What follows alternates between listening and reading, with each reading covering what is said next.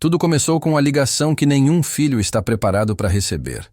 O número era do hospital da cidade, e meu coração afundou antes mesmo de atender. Do outro lado da linha, a voz trêmula de uma enfermeira dizia o que eu mais temia. Seu pai não resistiu. Naquele momento, o mundo silenciou. As luzes do escritório pareciam mais frias, os cliques de teclado à minha volta desapareceram e por alguns segundos tudo parou. Menos o meu coração, que parecia querer sair pela boca. Eu me levantei, avisei a minha gerente, respirei fundo e fui enterrar o homem que me ensinou tudo o que sei sobre honra, esforço e lealdade. Só que quando voltei, o pior ainda estava por vir. No dia seguinte ao enterro, voltei ao trabalho ainda em luto. Entrei pela porta do escritório usando a mesma gravata preta que usei no velório. Os colegas desviavam o olhar, como se minha dor fosse contagiosa. Mas nada me preparou para o que encontrei sobre minha mesa. Um envelope pardo, com meu nome, escrito à mão. Dentro, uma carta curta, fria, sem assinatura. A empresa lamenta informar que seu vínculo foi encerrado por descumprimento de jornada sem autorização superior. Fui demitido, por ir ao funeral do meu pai. Naquele instante, algo mudou dentro de mim. Não era só tristeza, era outra coisa. Uma indignação que queimava devagar, feito brasa sob cinzas. Porque o que meu chefe não sabia, e nunca teria como imaginar, é que eu não era apenas mais um funcionário. Eu era o elo, o fio invisível que mantinha os melhores talentos daquela equipe unidos, motivados, leais. E naquele dia, naquele exato segundo, eu soube. Não seria eu quem cairia, seria ele. Mas com uma diferença, eu cairia de pé. Quer saber como um velório, uma demissão covarde e uma equipe inteira viraram a ruína de um chefe arrogante? Fica até o fim dessa história. Comenta aqui de qual cidade você está assistindo, deixa o like para apoiar o canal e se inscreve, porque o que eu vou te contar agora vai fazer você olhar para o seu trabalho de outra forma. Meu nome é Victor, e até aquele mês fatídico, eu era considerado um dos profissionais mais leais e produtivos da empresa. Comecei como estagiário, ainda com espinhas no rosto e currículo impresso na mochila, e em menos de 5 anos já coordenava uma equipe de 20 pessoas, todas escolhidas a dedo, uma por uma. Eu era o tipo de cara que respondia e-mails às 2 da manhã, que cancelava feriados para entregar projetos no prazo, que colocava a empresa acima da própria vida pessoal. Inclusive, foi isso que quase me destruiu. Meu pai sempre me alertava. Filho, a empresa pode até dizer que você é importante, mas o dia que você faltar, ela segue sem olhar para trás. E eu ria. Achava que era exagero de velho aposentado. Ele não entendia como o mundo corporativo havia mudado. Ou pelo menos, eu achava que não entendia. Meu pai era pedreiro. Nunca cursou faculdade, mas tinha mais sabedoria que muito executivo de terno caro. Nos fins de semana, ele ficava sentado na rede, limpando as unhas com a ponta de um canivete, falando pouco, mas observando tudo. Quando fiquei mais velho, comecei a notar que ele nunca falava de trabalho com orgulho. Sempre dizia que se doou, demais que foi descartado cedo, que deixou de viver por causa de chefes que nem sabiam seu nome. E ainda assim, mesmo com tudo isso, ele sempre me apoiou. Quando recebi minha primeira promoção, foi ele quem me comprou uma camisa social nova, com dinheiro emprestado. E foi também ele quem ficou me esperando na porta, à noite, segurando um prato de comida quente, mesmo quando eu chegava depois das 11. Na semana em que ele adoeceu, minha cabeça estava soterrada em reuniões. Eu via as mensagens da minha mãe dizendo o estado dele piorou e respondia com um emoji de coração, prometendo visitar no fim de semana. Só que o fim de semana não chegou, nem para ele, nem para mim. A ligação do hospital foi a sentença que transformou minha culpa em ferida aberta. Quando cheguei, ele já estava coberto por um lençol branco, e o relógio no canto da parede parecia zombar de mim, marcando 04:17, como se dissesse, tarde demais. No velório, minha mãe não chorava. Ela olhava fixamente para o caixão, como se tentasse entender como a vida passou tão depressa. Eu, por outro lado, Me afoguei em um mar de arrependimento. Não era só a dor da perda.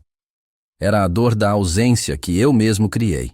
E foi ali, diante do corpo do homem que mais me ensinou sobre respeito, que prometi a mim mesmo: nunca mais vou ignorar quem realmente importa por causa de quem não se importa. Mal sabia eu que essa decisão seria testada. Em menos de 24 horas. Voltei ao trabalho no dia seguinte, ainda com os olhos inchados, a garganta seca e a alma despedaçada. Entrei no escritório esperando pelo menos um olhar de compaixão, um aperto de mão, sinto muito pela sua perda. Mas encontrei apenas silêncio e tensão. Era como se eu tivesse cometido um crime imperdoável. E aí, a carta. A maldita carta. Nenhuma conversa, nenhuma chance de defesa. Apenas um bilhete impresso dizendo que minha ausência não autorizada havia gerado impactos negativos e que, por isso, meu desligamento era inevitável. Aquilo me fez lembrar de uma história que meu pai contava quando eu era criança. Ele falava sobre um mestre de obras que foi dispensado no fim da vida, depois de ter construído uma mansão inteira com as próprias mãos. No último dia, o patrão deu um aperto de mão e disse: "Obrigado pelo serviço." E foi isso. Anos de suor trocados por uma frase vazia. Na época, eu achava aquilo só uma metáfora amarga. Mas agora, era minha realidade. Só que meu chefe esqueceu de um detalhe. Eu era a ponte entre os talentos e a liderança. Fui eu quem recrutei os melhores profissionais daquela equipe. Fui eu quem bancou promoções que ninguém queria aprovar. Fui eu quem motivou o time em meio a cortes, crises e metas absurdas. E mais do que isso, fui eu quem segurou gente incrível que já tinha um pé fora da empresa só porque confiava em mim. Naquela manhã, saí do prédio com uma caixa nas mãos e uma decisão na cabeça. Eu não ia apenas aceitar a demissão. Eu ia me tornar o motivo da ruína de quem achou que eu era substituível. E para isso, eu não precisava gritar. Só precisava agir. No mesmo dia da demissão, antes mesmo de chegar em casa, fui para um café perto da empresa. Pedi um expresso duplo e abri meu notebook. Ali, no canto de uma mesa qualquer, comecei a escrever algo que mudaria tudo. Uma carta. Mas não qualquer carta. Era um manifesto, uma confissão, uma verdade que estava presa há anos dentro de mim. Eu contei tudo, sobre as metas abusivas, as horas extras não pagas, o assédio moral disfarçado de pressão por resultado. Contei como minha gerente chamava as funcionárias de emocionais quando choravam após reuniões agressivas. Como os estagiários tinham que trabalhar até tarde para mostrar que queriam crescer. Como o diretor, meu ex-chefe, gritava com quem ousasse discordar dele em público. E contei com detalhes como minha demissão aconteceu no dia seguinte ao enterro do meu pai, sem uma palavra humana sequer. Escrevi aquela carta como se estivesse falando com meu pai. Cada parágrafo era um acerto de contas, não só com a empresa, mas comigo mesmo. E no fim da carta, uma frase: "Hoje, vocês perderam mais do que um funcionário. Perderam quem sustentava o respeito aqui dentro." Fechei o notebook e fui embora. Não postei nada, ainda. No dia seguinte, acordei com 2 mensagens no celular. Uma de Débora, analista sênior da equipe, e outra de Rodrigo, meu braço direito. As 2 diziam basicamente a mesma coisa: "Se você sair mesmo, eu saio também." Achei que era impulso. Falei para eles pensarem com calma, mas eles insistiram. Não queriam mais fazer parte de um lugar onde um luto familiar era tratado como insubordinação. Foi quando percebi que algo maior podia nascer dali.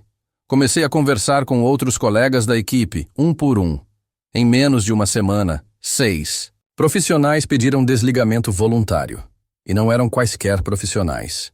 Eram os pilares, os que seguravam os projetos mais importantes. Enquanto isso, do outro lado, meu ex-chefe parecia ignorar o colapso iminente. Continuava mandando mensagens secas, cobrando prazos, como se nada tivesse mudado. Ele ainda achava que era intocável, que estávamos todos blefando. Só que dessa vez, o jogo era outro. E eu não ia jogar limpo. Lembra da carta que escrevi? Pois é. Postei ela numa rede social profissional. mas sem marcar a empresa nem usar nomes. Apenas um texto sincero, honesto e doloroso. E o que era para ser um desabafo virou uma avalanche. Em poucas horas, o post começou a ser compartilhado por gente que eu nem conhecia. Profissionais de outras áreas começaram a comentar, dizendo que passaram por coisas parecidas. Alguns até reconheciam as frases que citei, dizendo: "Esse chefe aí parece com o meu." No fim do primeiro dia, o post já tinha mais de 10.000 curtidas. Na manhã seguinte, recebi um e-mail de uma repórter de um portal grande de negócios. Ela queria me entrevistar. Disse que meu texto havia tocado muita gente. Eu aceitei, mas com uma condição. Meu nome poderia aparecer, mas jamais o da empresa. Ela concordou. A matéria saiu 2 dias depois, com o título "Demissão durante o luto. Até onde vai a desumanização no trabalho?" E aí o caso explodiu de vez. Colegas da empresa começaram a mandar prints de reuniões caóticas, gente se demitindo em sequência, clientes ligando para cancelar contratos, e o meu ex-chefe? Agora ele estava acuado. Tentava controlar o incêndio, mas já era tarde. A reputação da empresa, antes construída sobre cases de gestão moderna, estava sendo destruída por dentro, e por algo que ele nunca soube administrar. Gente. Foi então que recebi uma ligação inesperada. Era da fundadora de uma startup de tecnologia que eu admirava há anos.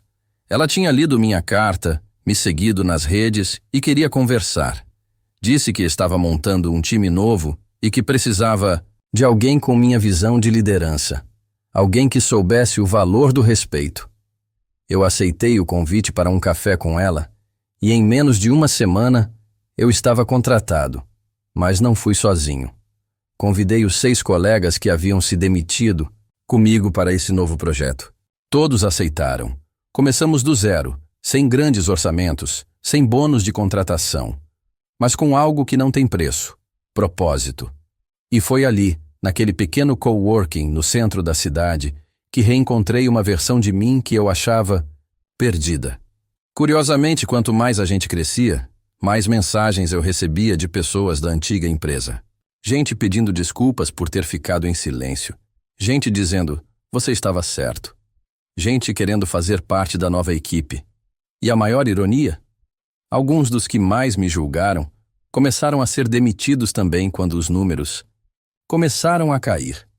A empresa não aguentou a perda de capital humano. Não se sustenta um prédio sem os pilares.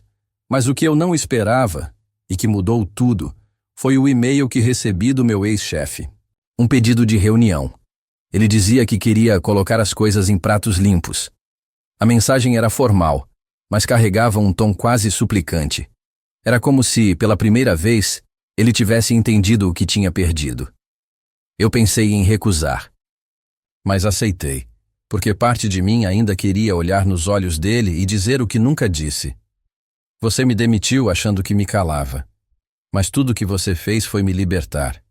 A reunião foi marcada para uma terça-feira à tarde, numa sala neutra de um prédio comercial, longe da empresa e longe da nova startup. Era como se ele quisesse um território desarmado.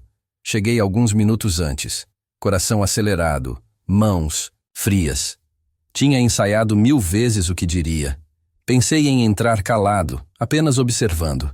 Pensei em levantar e sair assim que o visse. Mas nada disso aconteceu. Quando ele chegou, algo me desconcertou. Ele estava irreconhecível. O terno continuava impecável, mas o semblante era outro. Olheiras profundas, barba por fazer e um olhar vazio. Como se a prepotência tivesse escorrido pelo ralo nas últimas semanas. Ele estendeu a mão. Eu hesitei. Depois apertei. Sentamos. Os primeiros segundos foram de silêncio. Ele respirou fundo, tirou os óculos e começou. "Eu cometi um erro. E não estou falando só da sua demissão. Acho que eu construí um império sobre a areia, e agora o vento chegou. Permaneci calado. Você sempre foi um dos melhores. Eu sabia disso. Mas nunca soube lidar com alguém que pensava diferente de mim. Talvez porque você me lembrava do que eu tinha perdido." Aquilo me pegou desprevenido. Como assim? Do que tinha perdido? Ele prosseguiu.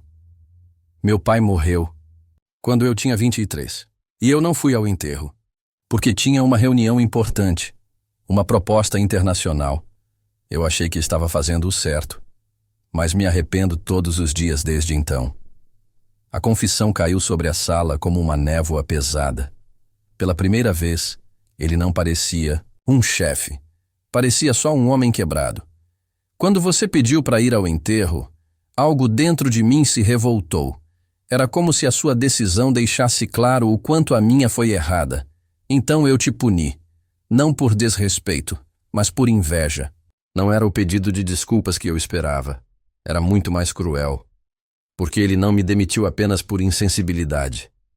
Ele me puniu por algo que ele não teve coragem de fazer. Eu engoli seco. Não disse nada por alguns segundos. Então respondi firme. Sabe o que mais me doeu?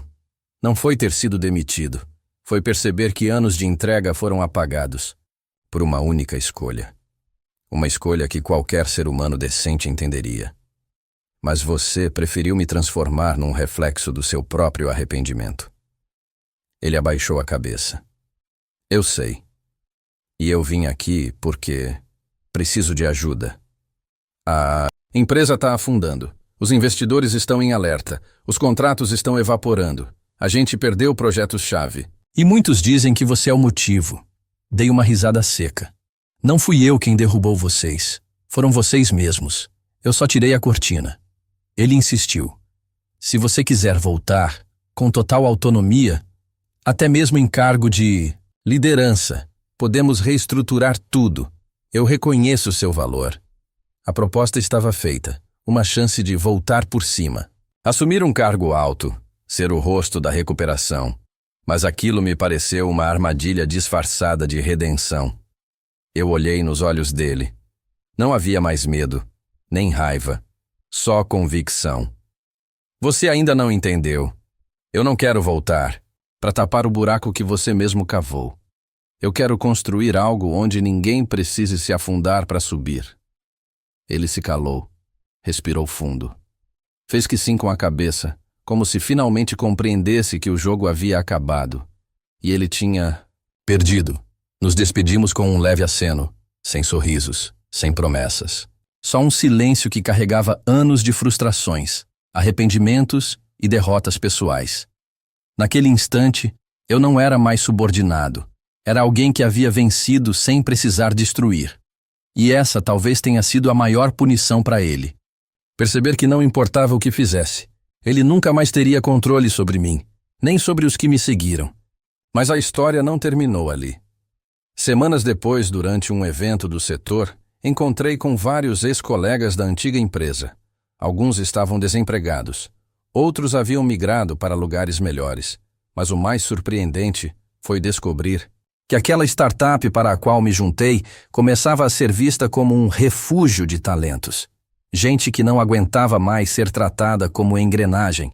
Gente que queria recomeçar com respeito. No fim do evento, uma estagiária se aproximou. Olhos marejados. Você é o cara da carta, né? Assenti. Queria te agradecer. Eu pensei em desistir da área. Mas depois de ler o que você escreveu, entendi que o problema não era eu. Ali, entendi a extensão daquilo que havia começado com uma demissão injusta. Eu não tinha só perdido um emprego. Eu tinha ganhado uma causa. E essa causa agora era maior do que qualquer cargo ou salário. Mas havia uma última reviravolta guardada. E ela chegou com uma carta. A carta chegou sem remetente. Papel grosso, envelope bege, carimbo antigo. Meu nome escrito à mão, com letra firme. Abri com cautela, achando que poderia ser alguma correspondência corporativa. Talvez até mais. Um desabafo de alguém que lera minha história e queria compartilhar a sua. Mas o que encontrei me tirou o ar. Lá dentro, apenas uma folha datilografada, 3 parágrafos, nenhuma assinatura. Você não me conhece, mas eu conheci seu pai. Trabalhamos juntos na juventude, na época da metalúrgica. Ele era o tipo de homem que nunca deixava ninguém para trás. Um líder silencioso. Quando soube da sua carta, entendi na hora de onde você herdou essa coragem. Seu pai também escreveu uma carta. Uma que jamais pôde entregar. Meus olhos pararam. Um frio percorreu minha espinha. Continuei lendo. Na época em que você nasceu, seu pai quase perdeu o emprego porque insistiu em tirar uma licença para acompanhar sua mãe na recuperação do parto. O chefe dele, na época, ameaçou demiti-lo. Ele escreveu uma carta de demissão por vontade própria. Disse que não poderia trabalhar num lugar onde o nascimento de um filho fosse visto como obstáculo. Mas, ao contrário de você, ele nunca entregou a carta. Engoliu o orgulho. Ficou mais 23 anos naquela empresa e adoeceu lá dentro. A folha tremia entre meus dedos. O peso do que eu lia era maior do que qualquer demissão. Sua carta não foi só um ato de coragem. Foi o gesto que o seu pai não conseguiu concluir. De certa forma, você libertou os dois, e talvez agora libertará ainda mais gente. Dobrei a carta lentamente. Fiquei em silêncio por longos minutos. Fui até a janela e olhei o céu. E pela primeira vez desde que tudo começou, senti que algo dentro de mim havia encontrado paz. Eu não escrevi aquela carta para ser herói. Escrevi porque precisava gritar. Porque engolir teria me matado por dentro, como aconteceu com tantos, inclusive com meu próprio pai. Nos meses seguintes, a nova empresa começou a crescer. De uma sala apertada, nos mudamos para um andar inteiro. O ambiente era outro. Ninguém precisava pedir permissão para viver. Se alguém precisava sair mais cedo para um compromisso familiar, bastava avisar. Se alguém sofria uma perda, o grupo inteiro se movia, não com burocracia, mas com humanidade. O que antes parecia fraqueza agora era o alicerce da cultura que estávamos construindo. Gente real, com dores reais, com liberdade para sentir e para crescer. A antiga empresa, por outro lado, virou manchete. O chefe que me demitiu enfrentou uma investigação interna. Descobriram que, além de condutas questionáveis, ele manipulava relatórios para se manter no topo. Os investidores pularam fora. E, ironicamente, os únicos que continuaram com ele foram os mesmos que o bajulavam, e não os que de fato faziam a empresa girar. Um dia recebi uma ligação. Ele foi embora, renunciou, sumiu do mapa. Dizem que se mudou para o interior. Foi um colega antigo quem contou. E junto com a notícia me enviou algo que ele encontrou na antiga sala do chefe. Um caderno de capa preta com anotações pessoais. Entre elas, havia uma frase grifada em vermelho. A dor que você nega se transforma na ruína que você não controla. A frase não era dele. Era do meu pai. Descobri depois que ela vinha da carta que ele jamais entregou. De alguma forma, aquela frase atravessou o tempo, os escritórios, os fracassos, e voltou até mim. Hoje, minha história já não me dói mais. Ela me move. Em cada novo colaborador que contratamos, eu conto o que aconteceu. Não como vingança, mas como vacina. E a carta, aquela que escrevi no dia da minha demissão, hoje está emoldurada na recepção da nossa empresa. Porque ela não foi só um desabafo, foi o ponto de partida. Mas se você acha que essa história termina aqui, não. Porque poucos meses depois, num evento de liderança, recebi outro envelope, dessa vez assinado. E o nome na assinatura era o de uma pessoa que jamais pensei que fosse me procurar. Alguém do passado do meu pai. Alguém que trazia consigo uma verdade que mudaria tudo o que eu pensava saber sobre ele e sobre mim. Mas essa é outra história.